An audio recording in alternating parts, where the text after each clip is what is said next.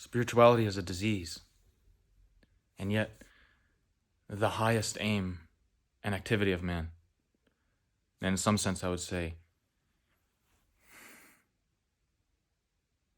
the end of man, the goal of human life is spirituality.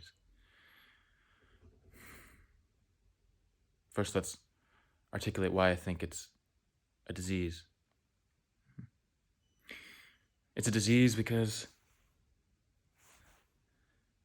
spirituality is essentially the practice by which we come to know our highest aim. It is the exercise of mankind towards highest consciousness.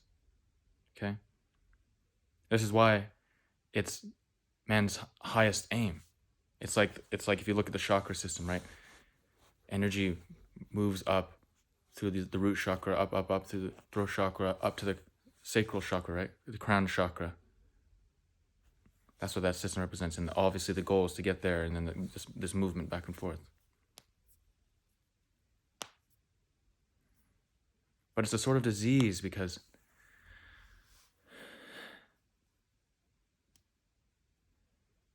what spiritual experiences are fundamentally things that we shall all experience, I think, when we die.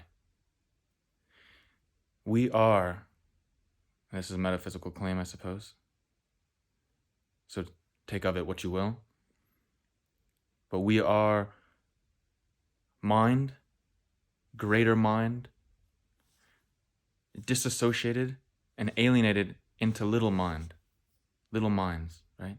Within that mind. Just like the cells are part of you, and just it's appropriate to say that your skin cells are you, but of course that one skin cell is not you totally, right? So you are in the same way. We are but the cells of God, or the universe, or the absolute, or greater mind, whatever the fuck you want to call it. Just don't call it the demiurge.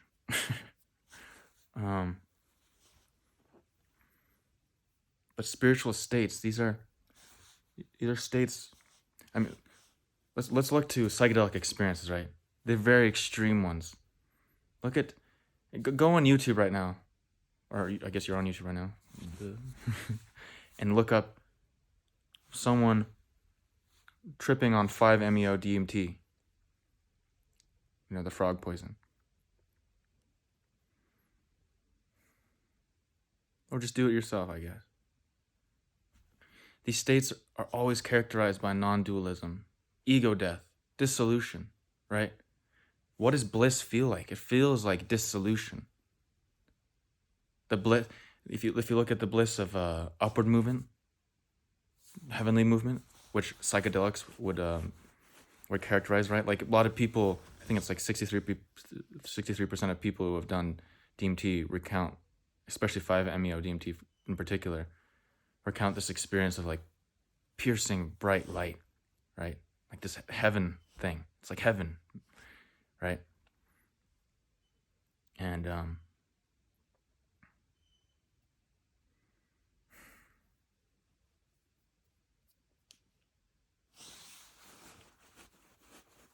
me itch my balls.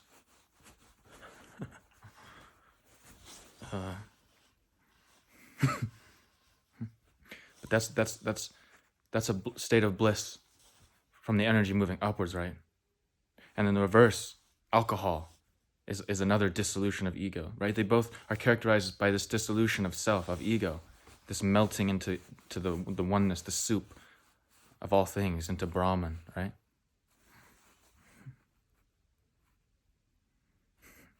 But this is exactly why spirituality is a disease, because this insistence, this desire to have these states, in the context of life, it's too soon, right? What characterizes life? There's some things, right? If you want to get into metabolism or biology, I'm not talking about that per se. I'm talking about in a sort of more poetic way. What characterizes life? It's conflict. It's the fact that you're an individuated being. You're an individuated drop for now, right? right? The whole analogy of you being a drop from the ocean, and you come back to it. That's exactly the point. For now, you are a drop. Why would you want to insist to go back into the ocean, right? That's an experience you're going to have anyways when you die. So don't you see that this insistence to have this experience sooner than later, it's like an insistence on wanting to die earlier. So it's this funny thing, because especially in the fucking stupid ass New Age traditions, they put this bright, polished, like beautiful butterflies, rainbows, like a vibe on this, where it's if you just, spirituality is all about bliss and all that, man. But really, at the core of it, in some sense, is this desire to die. Right? These people, if you're somebody who's a spiritualist or have this mentality, I have to be honest with you, because I'm honest with myself about it, because I am this way. That really, it's because you're sick of life. You're tired of it. You can't stand that life is constant conflict and striving, right? It has to be conflict. The reason I'm in this chair right now is because my fucking atoms are in conflict with the atoms of the chair, right? If that wasn't the case, I'd fall through this chair, fall through the earth. There would be no me. And that's what's going to happen to you when you die. You're going to dissolve back into the soup, into the ether of all things. So why insist on it, putting it earlier? Why? Because you're diseased. You hate life. You hate conflict. You hate the fact that all of this is conflict. And you haven't found a way to succeed in it and make it beautiful. Right? I'm sorry to say that, but it's the truth. Now how are you going to deal with it? Well, in a funny way, this is at the core of spirituality, I think. Which is to say that spirituality itself is both the ultimate end and achievement of man, but only when it's gotten over. Only when it's gotten rid of. In the same way that to get rid of a doctor is the best thing you can do for your health, right? You don't need a doctor if you're healthy. And in the same way, when we are healthy in our spirit, in our mind, which is spirit, we don't need spirituality. But this is, this is sort of the brilliance of the fall of man story in the Bible, right?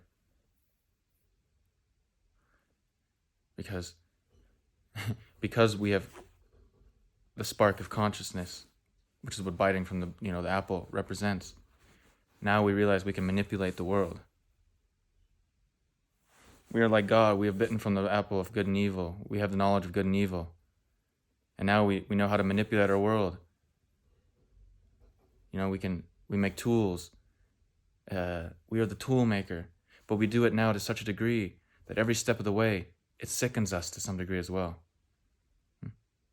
Why? Because of reductionism.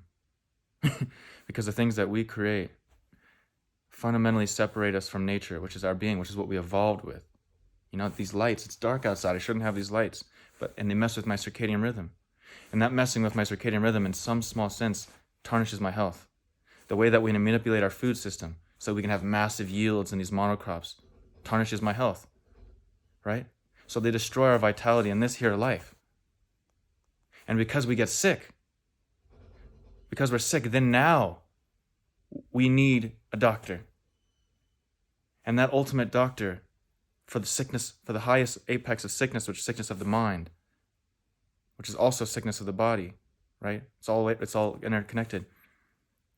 The highest need for the need for that sickness is spirituality. So we invent spirituality, religion, these things, to try to get back to these states of ease, right? We want to go back to the Garden of Eden. We want to be blissful. We want to be children of God again, so to speak.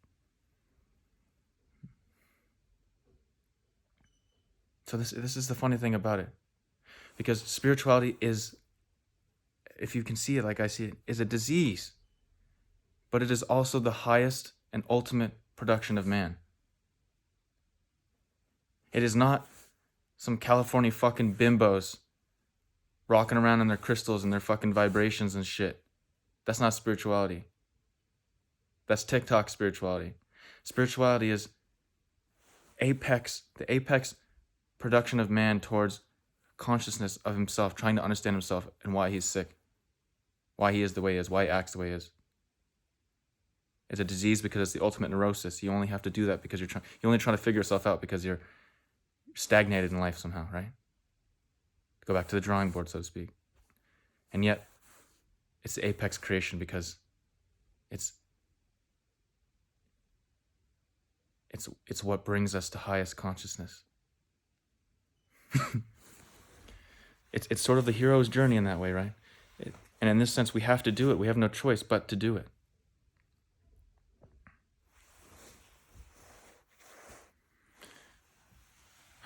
That's sort of the tragedy of tragedies in this story of life, right? That we have to fall from the Garden of Eden. It's our role, actually. That's our place. That's our purpose. Because what we are fundamentally is the universe, is mind, divided, individuated into atomizations of itself. And why? So we can understand itself.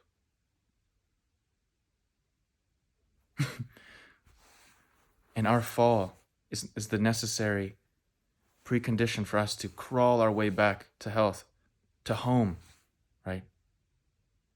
To this state of ease. And in that way, we create consciousness for greater mind. So we have to do it. So spirituality is both a disease, and yet we have to pursue it. We have to pursue the infinite consciousness. Science and philosophy and art, they're all the same thing in that sense too. They're diseases of smaller caliber. I'm just saying spirituality is the apex one. But spirituality itself must be gotten over. And it's this transcendence of spirituality itself, this pushing of the final boundary, which gets us back to the Garden of Eden, to states of bliss. Hence, see here again, its relationship to death, right? Because in the actual playing out of life, that final pushing past the veil is death. Okay? And then you join back in the soup of all things. Not saying you as a soul, an individual soul, but what you are dissipates, right? Both physically and, well, I wouldn't say spiritually. It's a different metaphysical claim.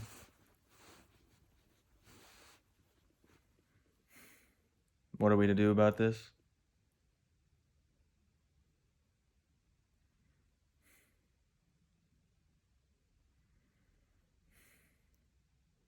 I'd say there's only pushing.